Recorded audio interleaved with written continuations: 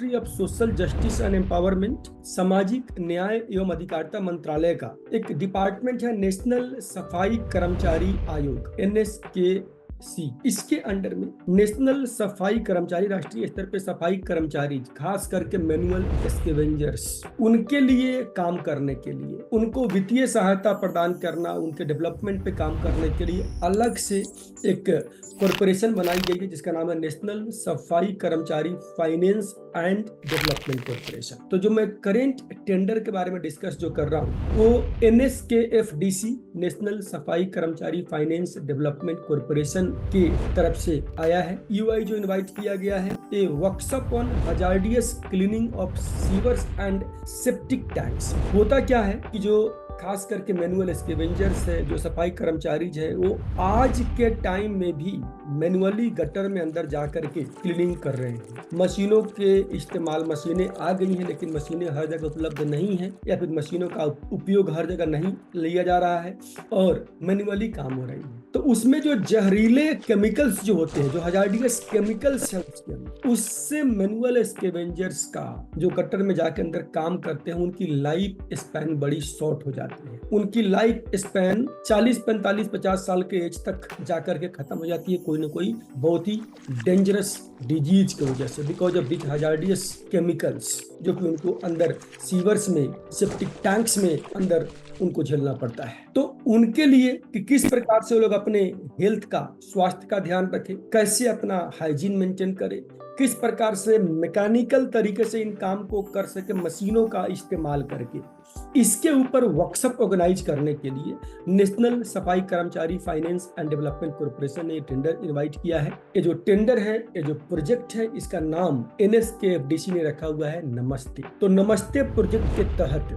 4800 plus tubewell बीच को nation wide यहाँ पर उनको इस वर्कशॉप के थ्रू अवेयरनेस फैलाना है, उनके ऊपर, उनके साथ इस वर्कशॉप के थ्रू उनको उनके अंदर जागरूकता लाना है कि किस प्रकार से मशीनों का इस्तेमाल करें, मैकेनाइज्ड सैनिटेशन किस प्रकार से हो, किस प्रकार से वो लोग अपने हेल्थ एंड सेफ्टी का ध्यान रखें। तो इसके लिए भारत में एक MS act, manual scavengers act 2013 बनाया गया है safe practices, safe sanitation practices के लिए। तो उस एक्ट के तहत इनके क्या राइट्स है, किस प्रकार से काम करना है, उसके ऊपर आपको यहाँ पर अवेयरनेस के लिए कैंप्स लगाने हैं। यहाँ पर अवेयरनेस कैंप लगाने के लिए आपको ₹20,000 पर वर्कशॉप पर डे मिलेगा, यानी एक दिन का वर्कशॉप ऑर्गेनाइज करने के लिए आपको 20,000 रुपए की ग्रांट यहाँ पर NSKFDC दे रही है आपको। वहीं पर अगर जो वर्कशॉप है 2 दिन का हो गया, ज्यादा लोग हैं, आप 2 दिन कर रहे हैं, तो 20,000 मल्टीप्लाई बाई 2 मतलब 40,000 रुपीज हो जाएगा। तो यहाँ पर जैसे जैसे number of days, number of workshop बढ़ते रहेंगे, ये आपका 20,000 रुपीज मल्टीप्लाई होता रहेगा। सपोज आप 10 वर्कशॉप कर रहे हैं तो आपको 2 लाख मिल जाएंगे, आप 20 कर रहे हैं तो आपको 4 लाख मिल जाएंगे। यहाँ पर टेंडर फाइल करने के लिए जो EMD भरना है, जो अर्नेस्ट मनी डिपॉजिट जो आपको पे करना है, वो डिमांड ड्राफ्ट के रूप में 5,000 रुपीज का पे करना है, जो कि रिफंडेबल है। यहाँ पर सबमिशन ऑनलाइन नहीं है, टोटली फिजिकल सबमिशन है, इसीलिए जो पैसा EMD का है वो 5,000 रुपये आपको डिमांड ड्राफ्ट के माध्यम से मांगा जा रहा है। जो टेंडर का फीस है गवर्नमेंट का, वो 1,000 रुपीज का है, जिसमें GST इंक्लूड है। और जिनके पास MSME का लाइसेंस रजिस्ट्रेशन है, जिनका उद्यम रजिस्ट्रेशन, जिनके पास उद्योग का आधार नंबर है, उन ऑर्गेनाइजेशंस के लिए, उन संस्थाओं के लिए ये जो टेंडर का फीस है 1,000 रुपीज का, इसको पूरा एग्जेम्प्ट रखा गया है, पूरा एग्जेम्प्ट है ये टेंडर का अमाउंट। बस उनको EMD भरना पड़ेगा 5,000 रुपीज का, which is रिफंडेबल अगेन। ये जो प्रोजेक्ट प्रपोजल जो है, ये जो UI जो सबमिट करना है, ये सबमिट करना है मैनेजर नमस्ते project NSKFDC Okhla new Delhi में, आपको जहां पर इनका ऑफिस है वहां पर आपको फिजिकली ये टेंडर सबमिट करना पड़ेगा।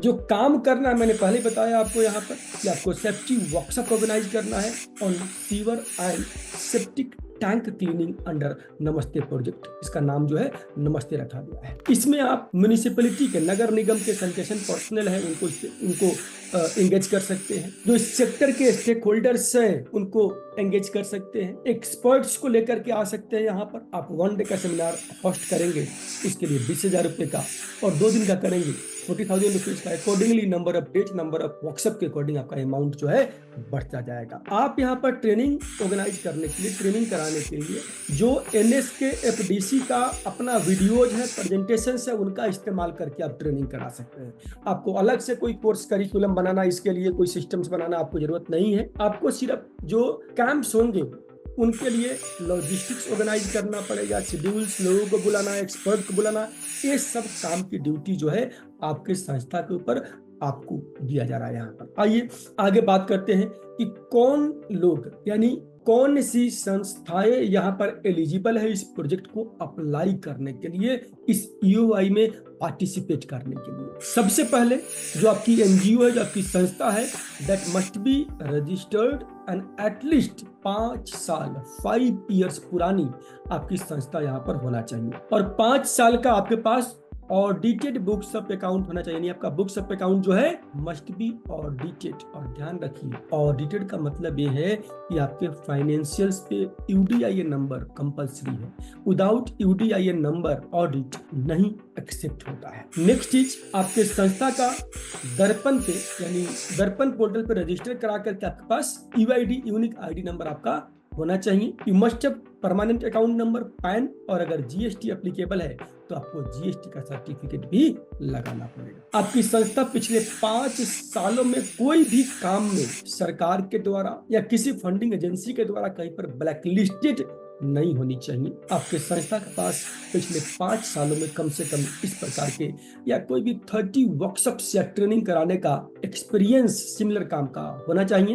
And last and very important requirement, कि आपके संस्था का जो टर्नओवर है, जो एवरेज एनुअल टर्नओवर है पिछले 5 सालों का, that has to be at least 25 lakh rupees. यानी पिछले 5 सालों का जो आपका टर्नओवर है संस्था का, वो कम से कम 1 करोड़ 25 लाख 1 करोड़ 25 लाख होना चाहिए, ताकि एवरेज निकाल करके उसका एवरेज एनुअल टर्नओवर जो आए वो 25 लाख रुपीस का आपका आ जाए। तो ये 5 एलिजिबिलिटी क्राइटेरियाज हैं। अगर आप इन क्राइटेरिया को पूरा करते हैं तो आगे बढ़िए, अप्लाई करिए। आइए बात करते हैं कि किस प्रकार से यहाँ पर आपको इवेल्युएट किया जाएगा। अप्लाई करेंगे आप तो बेस्ड अपन ये जो मार्किंग सिस्टम है, इस मार्किंग सिस्टम के आधार पे आपके प्रोजेक्ट प्रपोजल को इवेल्युएट किया जाएगा। आपकी संस्था के रजिस्ट्रेशन के ऊपर 8 मार्क्स है। जो डॉक्यूमेंट्स आप सबमिट करेंगे उसके लिए 4 नंबर है। फाइनेंशियल रिक्वायरमेंट मीट कर रहे हैं तो 1 मार्क्स है। वर्कशॉप एक्सपीरियंस पर 1 मार्क दिया गया है। एडुकेट पर्सनल आपके पास है इस काम को करने के लिए,